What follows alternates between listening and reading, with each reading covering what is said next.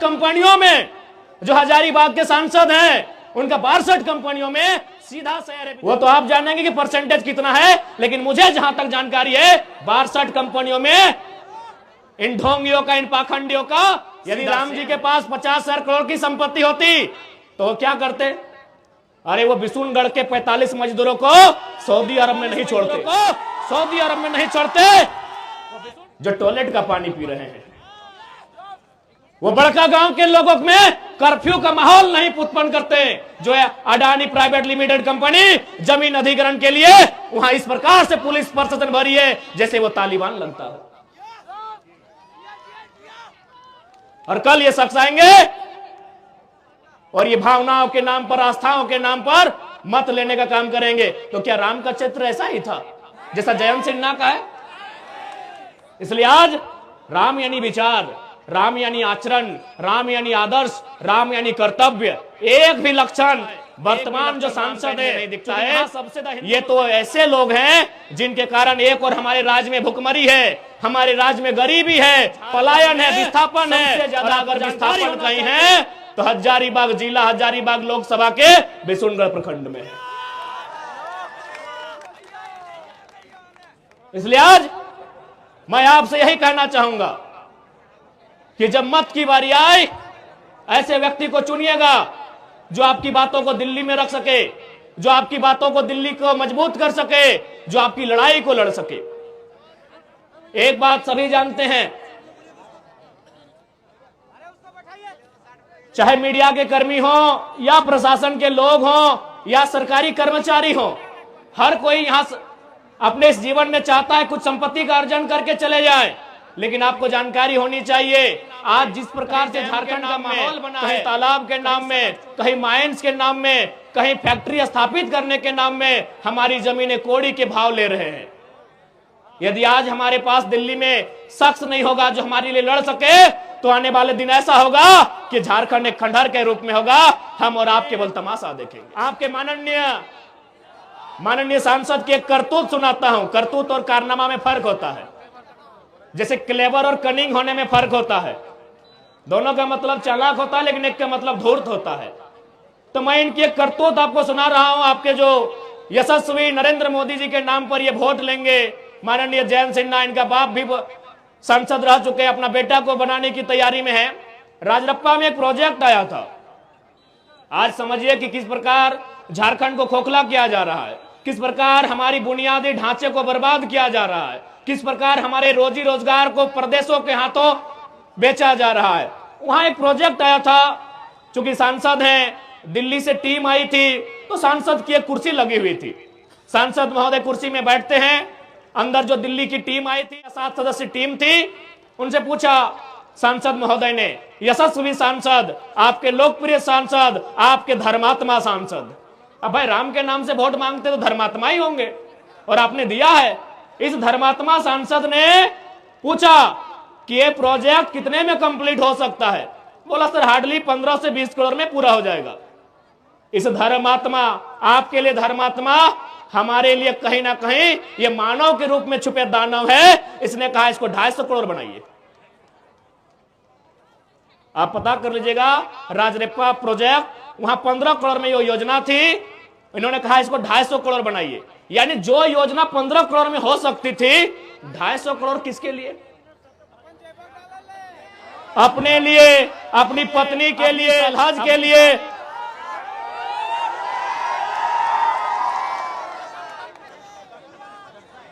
बाकी हमें बताने की आवश्यकता नहीं है कैसे दुराचारी लोग हैं ये। वास्तव में राम भी उनको मानते हैं जो अंतरात्मा से और दिल से मानते हैं। ये लोग अपने पाप को छुपाने के लिए केवल जबान से राम का नाम लेते हैं। अगर वास्तव में राम को आदर्श मानते हैं, मैं आज इस हजारों की भीड़ से, सम्मानित मीडिया बंधुओं के बीच से, मीडिया की बहनों के बीच से हजारीबाग के सांसद को चुनौती देता हूं कि वास्तव में अगर आप राम को मानते हैं तो 50,000 करोड़ की संपत्ति में 1,000 करोड़ रखिए, बाकी उन 50,000 करोड़ आप जनता को दान कर दीजिए। ये राम का चरित्र हो सकता है, ये राम का आदर्श हो सकता है। 50 को कंपनी जो विदेश में चलेगी, आपका वहां 30-35% शेयर रहेगा, और झारखंड में जनता को केवल बरगलाना के ये लोग काम करते हैं। आज ये झारखंड गरीब नहीं है मेरे साथियों, मेरी माताओं, मेरे बहनों, मेरे बुद्धिजीवी अभिभावकों, इस झारखंड को गरीब बनाया जाता है। ये झारखंड नहीं है गरीब। इस राज्य को जानबूझ के ये लोग बर्बाद करने पर तुले हैं, और ये हमारा और आपका कर्तव्य बनता है कि इस राज्य की उन्नति कैसे हो, इस राज्य का हितार्थ कैसे हो, इस राज्य को बचाया कैसे जाए, और इस राज्य को अव्वल दर्जे का राज्य बनाया कैसे जाए। चूंकि अगर हम स्थानीयता के मुद्दे से आए थे, और यदि हम लोग स्थानीयता की बात नहीं करें तो शायद बेईमानी होगी। आज बहुत सारे लोग, और साथ साथ राम जी ने हमारे 1932 के खतियान को भी मजबूत किया है। अब आप बोलेंगे कैसे? राम जी का विवाद कब का है? 1528 का है। समाधान कब हुआ? 21वीं सदी में। समाधान किन्होंने करवाया? लोकतंत्र ने। लोकतंत्र ने। तो भाई जब मुगलों के काल की समस्या का समाधान लोकतंत्र में हो सकता है, तो हम तो अंग्रेजों की काल की समस्या का समाधान मांग रहे हैं। हम तो अंग्रेजों की काल की समस्या का समाधान मांग रहे हैं। तो राम जी ने तो तमाम विस्थापितों को मजबूती दिया है। तमाम विस्थापितों को, जिनका जमीन 50 साल पहले टाटा ने लिया है, डीवीसी ने लिया है, वेदांता ने लिया है, सीसीएल ने लिया है, बीसीसीएल ने लिया है, ईसीएल ने लिया है, एचईसी ने लिया है, हिंडाल्को ने लिया है, मगध, आम्रपाली, एनटीपीसी ने लिया है, 50 साल पहले लिया है। जब राम जी की समस्या का समाधान 500 साल बाद यही लोकतंत्र का बुनियादी, यही लोकतंत्र का सर्वोच्च न्यायालय करता है, तो 50 साल पहले जो हमारा जमीन अधिग्रहण हुआ है विकास के नाम पे, जो आज खाली पड़ा है, जो टाटा के कब्जे में है, कहीं एचईसी के कब्जे में है, कहीं हिंडाल्को के कब्जे में है, कहीं एनटीपीसी के कब्जे में है, तो क्या हमारा भी अधिकार नहीं बनता है कि लोकतंत्र उसका समाधान करे? बनता है कि नहीं बनता है भाई? हमारे भी बाप दादा ने मात्र 50 साल पहले जमीन दिया है। एनटीपीसी को दिया है कोयला खोदने के लिए, मगध, आम्रपाली को दिया है, टंडवा में दिया है, पिपरवार में दिया है, राय बचरा में दिया है, बड़का गांव में दिया है, गोंदलपुरा में देने वाले हैं, लेने वाले हैं। वो कर्फ्यू का माहौल है। यहीं बिशुनगढ़ में कोणार्क डैम के माध्यम से दिए हैं। तो हमें भी इस लोकतंत्र में उतनी ही आस्था है। तो हमारी भी जो जमीनें, क्योंकि भारत का कानून भी कहता है, यदि किसी कंपनी ने, किसी फैक्ट्री ने आपसे जमीन अधिग्रहण किया है और उस जमीन पर अगर कोई काम नहीं हो रहा है, तो बकायदा राज्य सरकार को चाहिए वह जमीनें रैयत को वापस करना चाहिए। तो लोग कहते हैं भाई अंग्रेजों के काल का है। हमने तो बता दिया मुगल काल की समस्या का समाधान लोकतंत्र के माध्यम से हुआ। अब एक बात बताइए, जो लोग कहते हैं ये अंग्रेजों की काल की समस्या है, अंग्रेजों का कानून है, तो भारत के बुद्धिजीवी लोग बताए तो कि भारत का क्या है। भारत के लोग हमें बताएं। हम लोग थोड़ा कम पढ़े लिखे नौजवान हैं, अभी पढ़ाई लिखाई कर ही रहे। भारत का है क्या?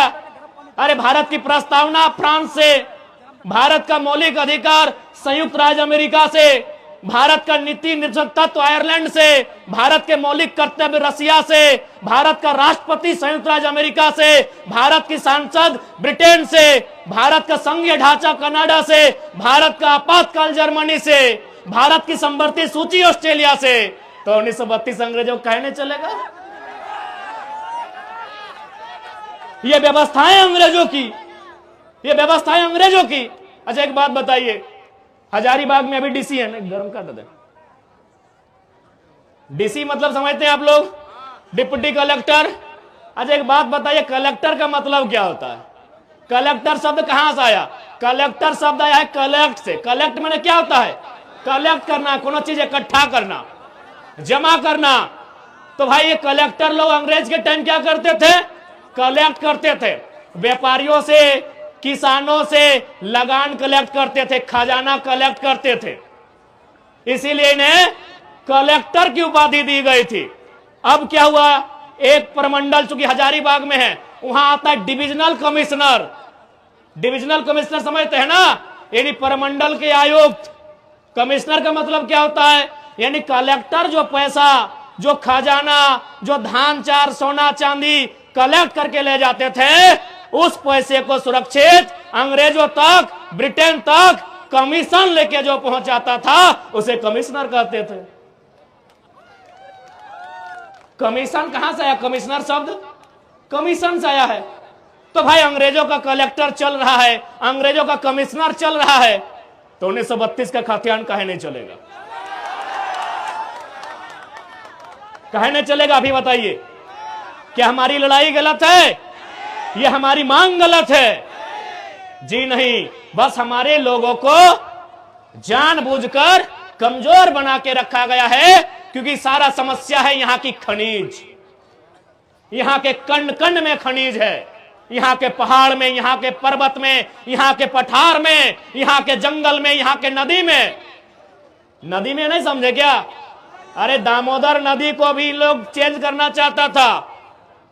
ये पैसे के लालची लोग, चूंकि दामोदर नदी के नीचे मैक्सिमम कोयला है, ये लोग दामोदर नदी के बहाव को बदलना चाहता था। यानी यहाँ के पहाड़ में खनिज, यहाँ के नदी में खनिज, यहाँ के नालों में खनिज। इसीलिए जानबूझ के झारखंड की व्यवस्था को चौपट किया गया है। अब आप कहेंगे कैसे? चूंकि हजारीबाग को मैंने अक्सर कहा है ये एजुकेशन हब है, शैक्षणिक राजधानी है। अगर रांची राजधानी, दुमका उपराजधानी, कोडरमा अभ्रक राजधानी, धनबाद कोयला राजधानी, जमशेदपुर स्टील राजधानी, तो हजारीबाग शैक्षणिक राजधानी है। अब कैसे व्यवस्था को यहां का नेशनल नाबूद किया गया है सुनिए। हम 2011 बैच के इंटर ऑफ साइंस के स्टूडेंट हैं। हो सके कोई 12 वाले होंगे, कोई 13 वाले होंगे, कोई 10 वाले होंगे, कोई 9 वाले होंगे। ईमानदारी से बताइए उस समय इंटर का रिजल्ट क्या होता था? खासकर इंटर ऑफ साइंस का बताइए। मैं बता रहा हूं 2011 में 28%। गंभीरता पूर्वक सुनिएगा कि कैसे एक सिस्टम काम कर रहा है जो झारखंड को दिन प्रतिदिन खोखला कर रहा है।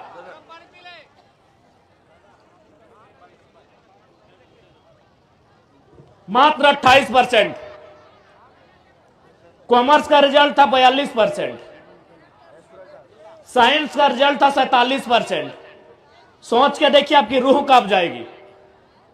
आर्ट्स का रिजल्ट था 47, यानी 50% से ज्यादा बच्चे फेल हुए थे। कॉमर्स का रिजल्ट 42, यानी 50 से कई गुना ज्यादा, कई गुना नहीं, संख्या में कितना ज्यादा। और मात्र 28% रिजल्ट था इंटर ऑफ साइंस का। 2011 का हम साइंस का और पास आउट स्टूडेंट हैं। यानी सोच के देखिए, जब हमारे बच्चे पढ़ेंगे नहीं, जब ये इंजीनियर नहीं बनेंगे, जब ये मेडिकल में नहीं जाएंगे, तो आगे जाकर कैसे राज्य को संभालेंगे? वियतनाम और फ्रांस की कहानी आपने पढ़ा होगा। झारखंड में चरितार्थ करके बैठे हैं, हमारे रिजल्ट को शून्य करके रखा था, हमारे रिजल्ट को डाउन करके रखा था। उतना छोड़िए, अभी आप कल का या परसों का अखबार पढ़े होंगे, धनबाद से नवोदय में 26 बच्चों का चयन हुआ है। हमको लगता है 20 बच्चे बिहार के हैं। यानी आपके बच्चे, नवोदय का मतलब आप भी जानते हैं, हर फैमिली का ड्रीम होता है कि अपना बच्चा को नवोदय भेजे, अपना बच्चा को सैनिक स्कूल भेजे, क्योंकि बाकी स्कूल में खिचड़ी के अलावा ठीक कुछ नहीं मिलता है। नेतरहाट, अच्छा माफी चाहेंगे, नेतरहाट है ना मिथिलेश दा। आज जितने भी नौजवान यहां बैठे हैं, आपके घर में बेटा या बेटी जब जन्म लेती है और आप पहला प्रयास यही करते हैं कि अपना बच्चा को नेतरहाट भेजेंगे, सैनिक स्कूल में भेजेंगे। तमन्ना होती है कि नहीं? लेकिन वहां भी बाहर के लोगों का कब्जा है।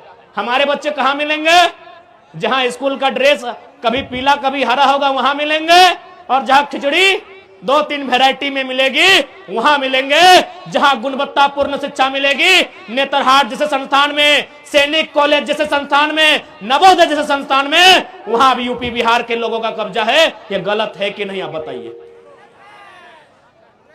अरे भाई, लोग बोलते हैं कि आप बाहरी भीतरी करते हैं। हम लोग नफरत नहीं बांटते हैं, आप हमसे नफरत करते हैं कि हमें जानबूझकर फेल करते हैं, आप हमें मौका नहीं देते हैं। एक बात बताइए, यहीं बगल में विनोबा भावे यूनिवर्सिटी है, क्या हमने कभी गेट पर जाकर यह कहा कि एचओडी सर गो बैक, आप यूपी से हैं चले जाएं, आप राजस्थान से चले जाएं, आप बिहार से चले जाएं? क्या हमने कहा? नहीं कहा। क्योंकि यूनिवर्सिटी में जो प्रोफेसर आते हैं वह सेंट्रल का विषय होता है, वह जेआरएफ करने वाले लोग होते हैं, उससे ऊंची ऊंची उपाधियों को उपलब्धियों को हासिल करके आते हैं। हमने कभी प्रोफेसर का विरोध नहीं किया है, लेकिन यदि कोई प्राइमरी टीचर बन के आएगा यूपी बिहार से, विरोध होगा कि नहीं आप ही बताइए। अरे भाई हमने प्रोफेसर का विरोध नहीं किया है। मैं आपके हजारीबाग की स्थिति नहीं जानता हूं, धनबाद में 90% यूपी बिहार बंगाल के प्रोफेसर हैं। जो विनोद बिहारी महतो विश्वविद्यालय है वहां 90%। हमने तो विरोध नहीं किया क्योंकि ये सेंट्रल का विषय है, ये केंद्रीय विषय है। आप प्राइमरी टीचर बन के आएंगे, आप टीजीटी में आएंगे, आप पीजीटी में आएंगे, तो क्या झारखंड के बच्चे कोयला ठेलेंगे? झारखंड के बच्चे बालू ठेलेंगे? झारखंड के बच्चे घास उखाड़ेंगे? झारखंड के बच्चे सूरत, गुजरात, महाराष्ट्र में मजदूरी करेंगे? बताइए गलत है या सही है? हमने कभी डीसी का विरोध किया है कि डीसी गो बैक, आप झारखंड के नहीं है? एसपी गो बैक, आप झारखंड के नहीं है? नहीं, क्योंकि ये आईएएस आईपीएस का कैडर है, उनको कैडर के हिसाब से चुनने का अधिकार होता है। ये सेंट्रल विषय है, हमने आज तक विरोध नहीं किया है। DC go back, SP go back, DIG go back, chief secretary go back, हमने आज तक विरोध नहीं किया है। लेकिन यदि कोई बड़ा बाबू बन के आएगा, दरोगा बन के आएगा, थाना प्रभारी बन के आएगा, यूपी बिहार बंगाल एमपी गुजरात के लोग विरोध करेंगे। आप हमें अच्छा कहें बुरा कहें, हम अपने स्टैंड में कायम हैं। हम अपने स्टैंड में कायम है। आप डीसी बन के आए, फूल की माला, गुलदस्ता, 100 लोढ़ा के सम्मान करेंगे। आप एसपी बन के आए, स्वागत करेंगे। आप बड़ा बहू बन के आएंगे, बिल्कुल स्वागत नहीं करेंगे, हम आपका विरोध करेंगे। झारखंड बना क्यों है? झारखंड बना क्यों है? आप बताइए इस बात को। इसलिए आज हर एक नौजवान को इस बात को समझना होगा। यूं तो हम लोग ने सोचा था कि हम लोग विधानसभा का चुनाव लड़ेंगे, और हमने सोचा था कि लोकसभा में मनोज दा, संजय दा होंगे, मोती दा होंगे। हमने सोचा था कि हम तो विधानसभा राज्य की चुनाव को लड़ेंगे। लेकिन हम ये भी सोचते हैं कि जब लोकसभा का चुनाव होगा, जब एक तरफ नरेंद्र मोदी की प्रचार होगी, एक तरफ राहुल गांधी का रैलियां होंगी, एक तरफ हमारे हेमंत बाबू, बाबूलाल जी, सुदेश जी की रैलियां होंगी, हमारे कार्यकर्ता निराश हो जाएंगे। तो उन अपने निराश सेनाओं को मजबूती देने के लिए, उन्हें हिम्मत देने के लिए उनका सेनापति लोकसभा के मैदान में होगा। हमारी कोई इच्छा नहीं थी लोकसभा चुनाव लड़ने की। हम तो राज्य के मुद्दों के साथ यहां आए हैं। हम तो राज्य को नेतृत्व करने के लिए लोग हमें उम्मीदें कर रहे हैं। लेकिन लोकसभा में हमारा आना, हमारे साथ साथ हमारे जो भाई आज मंच पे खड़े हैं, इनका लोकसभा में आना, खासकर मेरा, इसलिए कि हमारे सेना का मनोबल कम ना हो। जब सामने सुदेश जी आए, बाबूलाल जी आए, हेमंत जी आए, तो उनके सामने उनका बेटा, उनका सेना नायक झुमरा और पारसनाथ के बीच का टाइगर भी होना चाहिए। हमें पूरा विश्वास है। इसी हौसले के लिए, इसी विश्वास के लिए, इसी हिम्मत के लिए लोकसभा चुनाव लड़ने का और उसमें मेरे खुद भाग लेने का ऐलान किया है। नहीं तो हम लोग विधानसभा की तैयारी करते, मनोज दा, संजय दा, मोती दा, इनको कहते आप लोग लोकसभा की देखिए कहां कैसे फिट होगा, आप लोग चर्चा करें। बस अपने कार्यकर्ताओं को, जो हमारे सेना है, उन सेनाओं में शक्ति का संचार करने के लिए हमने उसी सीट को चुना है। और ये सबके आदेश से, निर्देश से, जहां से अगर चढ़ जाएंगे तो पूरा झारखंड दिखाई देगा। उसे झारखंड की सर्वोच्च चोटी पारसनाथ कहते हैं, जो 4480 मीटर। इसलिए आज बड़का गांव की बात कीजिए।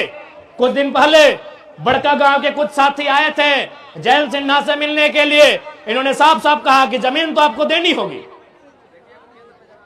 जयंत सिन्हा ने साफ साफ कहा जमीन तो आपको देनी होगी। बताइए तुमको सांसद काहे बनाए हैं? बप्पो को सांसद बनाए, बेटों को सांसद बनाए, अब तुम बोल रहे हमारे बेटुओं को सांसद बनाओ। इसी दिन के लिए विकास का कोई विरोधी नहीं है। आज जितने लोग यहां बैठे हैं, कोई विकास का विरोधी नहीं है। लेकिन विकास का एक मापदंड होना चाहिए, जमीन अधिग्रहण का एक मापदंड होना चाहिए, मुआवजा का एक मापदंड होना चाहिए। अरे आइए ना भाई, बड़का गांव क्या, पूरा बड़का गांव विधानसभा जिसमें केरेडाड़ी पतरातू भी आता है, सारा जमीन आपको एक मुश्त में दे देंगे। आप प्रति डिसमिल 1 लाख रुपया मुआवजा तो लगाइए। क्या गलत है भाई, क्या गलत है? आज ये सब बोलते सरकार की संपत्ति है, सरकार 1947 में बना है, भारत का गणतंत्र 1950 में बना है। यह जमीन चाहे बड़का गांव की रहे, बरही कोडरमा की रहे या धनबाद बोकारो की रहे, उनके बाप दादा नहीं करने से कम 10 पीढ़ी से जोत कोड़ रहे हैं। कम से कम 10 पीढ़ी यानी एक पीढ़ी में 50 साल यानी 500 साल से, मुगलों के काल से, उसके आगे से, कहीं राजा राजवाड़ों के काल से ये जोत कोड़ रहे हैं। बताइए, आप एक झटके में कानून लेके आएंगे, हमारी सारी जमीनों को चट भर में अधिग्रहण करके चले जाएंगे, और किसके लिए? एक व्यक्ति के लिए, गौतम अडानी। उस व्यक्ति का नाम है एक व्यक्ति के लिए। यही लोकतंत्र है। आज भारतीय जनता पार्टी रामराज के मुद्दे पर है, तो क्या रामराज यही है? अडानी जैसे लोगों के हाथों में देश की संपत्ति? अभी मार के पीट के, मर्जी से नहीं, जाइए पता कीजिए, गोड्डा का प्लांट आदिवासियों को जबरन मार पीट के जमीन लिया गया, और सारा बिजली बांग्लादेश को, कि हमार पानी हमार पसीना, और बिजली जले तो शेख हसीना। अरे भाई, बिजली देना था तो बांग्लादेश की महारानी शेख हसीना को कहे। हमारे यहाँ शेख भाई बैठे हैं, उनकी खाला जाने शेख फातिमा, उनको बिजली देते, हमको कोई दिक्कत नहीं है। हमारे फरजान खान जी बैठे हैं,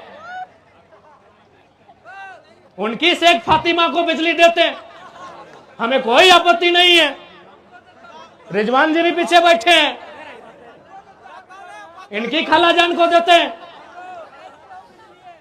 क्योंकि यहां कोडरमा के भी साथी आए हैं। हाल ही फिलहाल एक भेल के पदाधिकारी 2 दिन पहले हमसे मिलने आए। उन्होंने कहा कि केटीपीएस में 1000 मेगावाट बिजली का सृजन हो रहा है, 500 मेगावाट दिल्ली को जाएगा, 300 मेगावाट पश्चिम बंगाल को जाएगा, और 200 मेगावाट झारखंड को मिलेगा। दिल्ली में सवाल पूछने वाला कोई माय का लाल नहीं है। काहे दिल्ली भाई, काहे की दिल्ली? जमीन हमारी, जल हमारा, परिश्रम हमारा, श्रम हमारा, तो पहले हमें मिलना चाहिए, फिर दिल्ली को दीजिए, चाहे जिसको दीजिए, हमें आपत्ति नहीं है। 1000 मेगावाट में 500 मेगावाट झारखंड को मिलना था, लेकिन यहां उल्टा होता है, दिल्ली को 500 मेगावाट मिलेगा। अरे हम तो आज तो केवल एक छोटी सी नौकरी के चलते देखते हैं कि बाहरी भीतरी हो रहा है। कभी बड़ा, अपने दिमाग को बड़ा उठाइए, बड़ी बड़ी चीजों को देखिए, आपको पता चलेगा कि कितना अन्याय इस मिट्टी में होता है।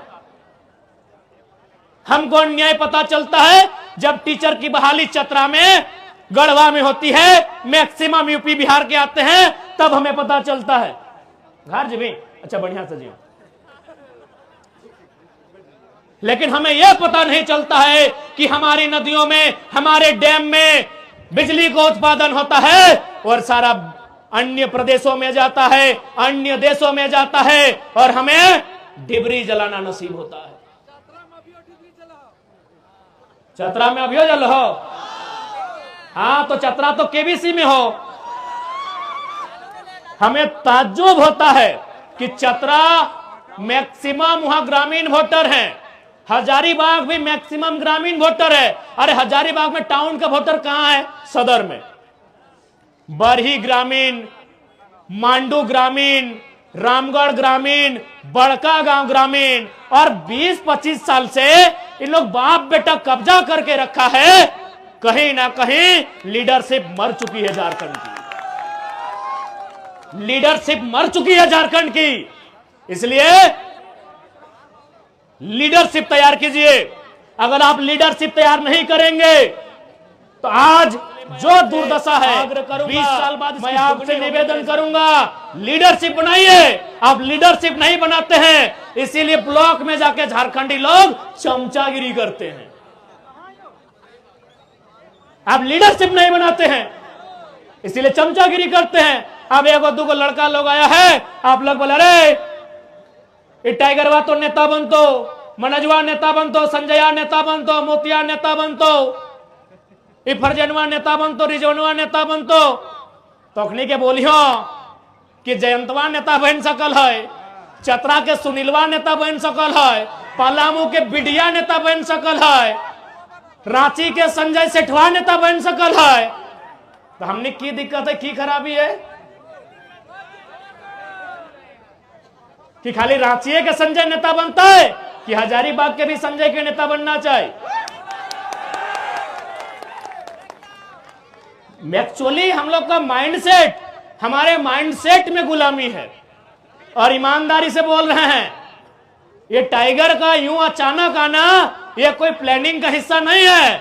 हमें कहीं ना कहीं नियति ने अवसर दिया है उस माइंडसेट को बदलने का, और बदले हैं। आप 6 महीना के इतिहास को पढ़िए, पतरातू से लेकर कोल्हान से लेकर संताल परगना में जितना भी मजदूर को मुआवजा मिला है, पढ़िए इतिहास को। इससे पहले 2 लाख 2.5 लाख मिलता था, ओहो नहीं मिलता था। 15 से 20-25 लाख तक का मुआवजा हम लोग दिलाए हैं। हाल ही फिलहाल कल ही रात को पतरातू में गए थे, वहां 15 लाख का मुआवजा, अभी हम थे भी नहीं, 23 लाख। तो इसका मतलब क्या कि पहले मुआवजा नहीं मिलता था? मिलता था, लेकिन पहले नेताओं का सेटिंग था कि देखिए अगर आपको मुआवजा देना है 10 लाख, उसको आप 5 लाख दीजिए, 2 लाख बगल का डीएसपी को दीजिए, 2 लाख हमको दीजिए, बाकी मैनेज कर देंगे। इस सिस्टम को हमने बदला है कि अब नेताओं की एंट्री पीछे के गेट से नहीं, टाइगर की तरह आगे की गेट से होती है और लाइव मीडिया के सामने होती है। इसलिए आज ये समय की मांग है। बाकी यदि हम लोग को लीडर ही बनना था तो मैं आज फिर आपको बता रहा हूं, हमारे केंद्रीय कमेटी के वरीय साथी पदाधिकारी हैं, उन्होंने फिर आज कहा कि बड़ी पार्टी है, 2 सीट दे रही है लोकसभा चुनाव में। बड़ी पार्टी है, 2 सीट दे रही है लोकसभा चुनाव में। अगर नेता बनने का होता कि देश के जब चुनाव की बात आती है, एनडीए और इंडिया मजबूत है, और इंडिया की तुलना में एनडीए कहीं मजबूत है, लेकिन दोनों टीमें लगातार हम लोग से संपर्क में है। हम लोग का एक ही लाइन कहना है कि टेंशन मत लीजिए, अगर लड़ते लड़ते हार भी जाएंगे ना तो याद रखना गालिब, शहर की गलियों में, गांव की पगडंडियों में तुम्हारे जीत से चर्चा हमारे हार के होंगे, और जीत गए तो इतिहास, भूगोल, व्यवस्था को बदल देंगे। जीएम, सीएमडी, अधिकारी, आला अधिकारी सोच को बदल देंगे, क्योंकि उनको भी बता दें हमारे पास बैकग्राउंड में कोई एमपी एमएलए नहीं, झुमरा और पारसनाथ खड़ा है। मूड खराब मत कीजिएगा, मूड एकदम मत खराब कीजिएगा। जिंदा रहने यहां कोई नहीं आया है। सूरज भी एक दिन मर जाएगा और धरती भी एक दिन मर जाएगी। कितना साल है? कई अरब साल तो धरती का लाइफ है। ये पेड़ भी, नदी नाला सब मरेंगे, खाकी रहे चाहे खादी। और ऐसे भी हमने मौत के साये में झारखंड बनाया है, हंसते हुए झारखंड नहीं पाया है, हमने मौत के साये में झारखंड बनाया है। इसलिए इस भूल को ना सोचें कि ये कर देंगे वो कर देंगे। सुनिए, जो लोग ऐसा सोचते हैं उनको साफ संदेश देंगे, कुछ करना ही है तो सीधा अभी चरही में हम रात ठहरे थे, वहां एक साथी आए, बोले मेरे पिताजी का ब्रेन हेमरेज से डेथ हो गए। हम बोले कहे न, बोला सीओ की बेईमानी से एक छपरा का आदमी 60 एकड़ जमीन हम लोग का कब्जा कर लिया है। हम एक लाइन बोले, ये चरही का विषय है, आज 12वां है, जाके पता कर लीजिए कितना बेईमानी यहां होता है झारखंड में। कोई सुथरा नहीं है। तभी सुधार होगा जब सिस्टम सुधार होगा।